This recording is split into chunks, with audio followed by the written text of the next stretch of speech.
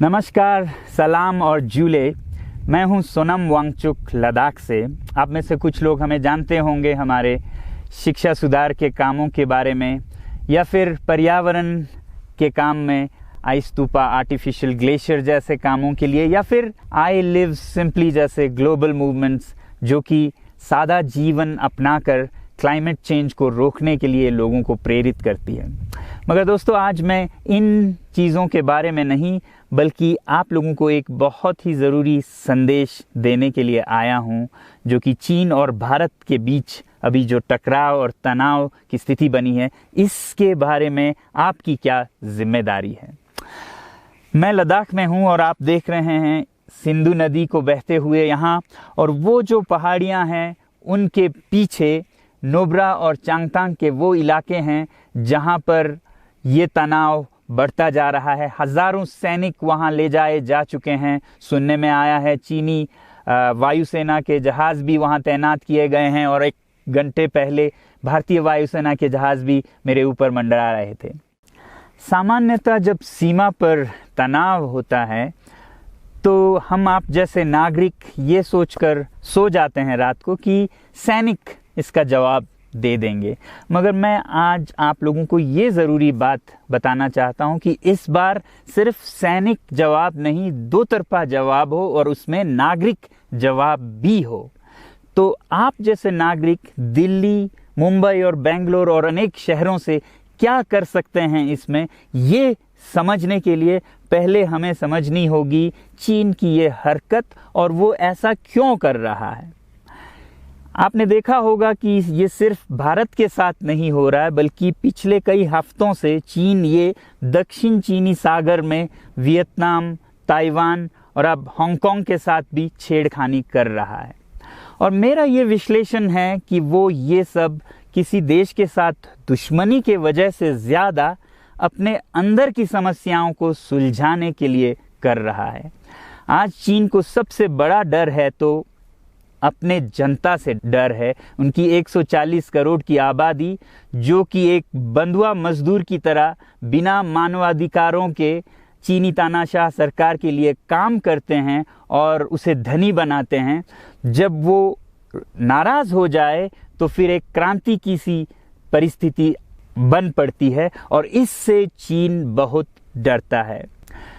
आज कोरोना के प्रकोप के बाद चीन में फैक्ट्रियां बंद हैं, एक्सपोर्ट्स बंद हैं और बेरोजगारी 20% तक बढ़ चुकी है। लोग बहुत नाराज़ हैं, क्रांति हो सकती है, तख्ता पलट हो सकता है। इसीलिए चीन पड़ोसियों से दुश्मनी करके अपनी जनता को अपने साथ जोड़ने में लगा हुआ है, और ये पहली बार नहीं कर रहा है। 1962 में जब भारत के साथ जंग की तो वो जंग भी उसने अपने जनता को संभालने के लिए की थी। तब 4 साल का अकाल और भूखमरी हुई थी, और इससे ध्यान हटाने के लिए ये जंग की थी।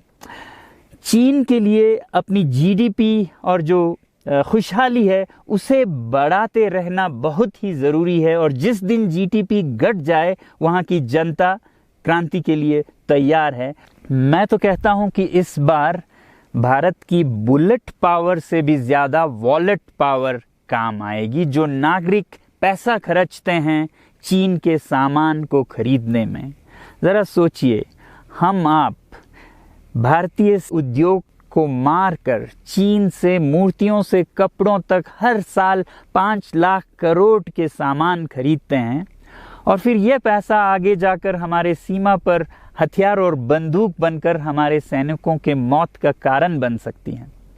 तो इसलिए अगर हमारे देश के 130 करोड़ लोग और 3 करोड़ जो भारतीय बाहर के देशों में हैं, सब मिलकर भारत में और बल्कि दुनिया भर में एक boycott made in China movement या अभियान शुरू करते हैं, तो आज दुनिया भर में चीन के प्रति रोष है। हो सकता है कि सारी दुनिया साथ आए और इतने बड़े स्तर पर चीनी व्यापार का बॉयकॉट हो कि चीन को जिसका सबसे बड़ा डर था वही हो, यानी कि उसकी अर्थव्यवस्था डगमगाए और उसकी जनता रोष में आए, विरोध और तख्ता पलट। और अगर हम ऐसा नहीं करते हैं तो कितनी बदनसीबी की बात होगी भारत के लिए, ज़रा सोचिए।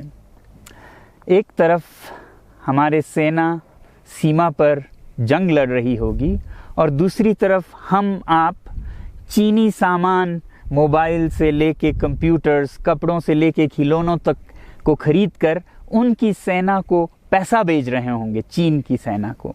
ये तो हुई हार्डवेयर की बात। दूसरी तरफ हमारी युवा चीनी सॉफ्टवेयर, एप्स, गेम्स जैसे टिकटॉक, शेयरिट, इन सब में मस्त, उन्हें दूसरी तरफ से करोड़ों करोड़ों का पैसा भेज रहे होंगे। तो इसलिए बहुत ज़रूरी है कि हम एक नागरिक जवाब ज़रूर दें और इसे एक अभियान बनाएं, ग्लोबल मूवमेंट की तरह। ये बॉयकॉट मेड इन चाइना का जो अभियान है वो भारत के लिए भी एक वरदान साबित होगी। जैसा कि हमारे प्रधानमंत्री ने एक विजन हमें दिया था स्वावलंबन का, सेल्फ रिलायंस, वो तब हो सकता है जब हमारे अपने उद्योग फलें फूलें। और जब हम बॉयकॉट करते हैं इन सामान का तो अपने देश के उद्योग का, उत्पाद का हम प्रयोग करेंगे और उससे मजदूरों को रोजगारी मिलेगी और सारा देश खुशहाल होगा। बजट होगा कि हम और अच्छी तरह से टक्कर ले सकें सीमा पर भी। तो इसके लिए मैं आप लोगों से अपील करता हूं कि जहां तक ऐप्स और सॉफ्टवेयर की बात है तो हमारे युवाओं को एक हफ्ते में उन्हें अनइंस्टॉल करना चाहिए। Boycott made in China, software in a week and hardware in a year. क्योंकि साजो सामान के लिए वक्त लगेगा हमारे अपने देश से और बाहर से विकल्प निकलने तक, तो उसे हम एक साल के अंदर कर सकते हैं। तो ये हम न सिर्फ अपना प्रतिज्ञा करें बल्कि 100 और लोगों को इसके बारे में समझाएं, शेयर करें सोशल मीडिया पर, और हमारी जो मीडिया है वो जनता तक, देश के कोने कोने तक पहुंचाए। और जैसे ही इसका असर दिखने लगेगा, इंटरनेट से ऐप्स लाखों में, करोड़ों में अनइंस्टॉल होंगे, तो चीन को संदेश साफ जाएगा और यही एक तरीका उसे मेज़ पर पहुंचा सकती है जहां पर कि बातचीत हो शांति की। तो जाते जाते मैं ये बता दूं कि मैं क्या करने जा रहा हूं। इस फ़ोन पर जो भी चीनी ऐप्स हैं उन्हें तो मैं एक हफ्ते में हटा रहा हूं, बल्कि ये फ़ोन जो कि चीन में बना है इसे भी मैं एक हफ्ते में अपनी ज़िंदगी से अलग कर रहा हूं और एक साल के अंदर हर वो चीज़ जिस पे मेड इन चाइना लिखा है उसे ज़िंदगी से निकालने जा रहा हूं। हमें चीन से, चीनी लोगों से कोई समस्या नहीं है, चीनी सरकार और उनकी रवैयों से समस्या है। जब तक चीन में परिवर्तन ना हो हमें ऐसा करना होगा। और आप लोगों से मैं अपील करता हूं कि आप अपने शहर में, अपने मोहल्ले में ऐसे इवेंट्स करें जहां लोग प्रतिज्ञाएं करें कि चीनी सामान का बहिष्कार करें जब तक चीन में परिवर्तन ना हो। और मैं सालों से कहता रहा हूं कि 21वीं सदी में देश के लिए जान देने की नहीं बल्कि ज़िंदगी देने की ज़रूरत है।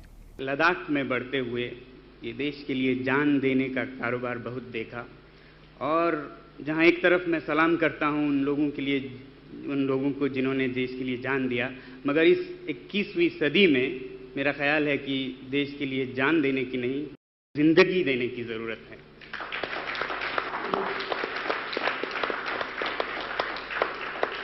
तो आप भी निभाइएगा अपना रोल। जय हिंद।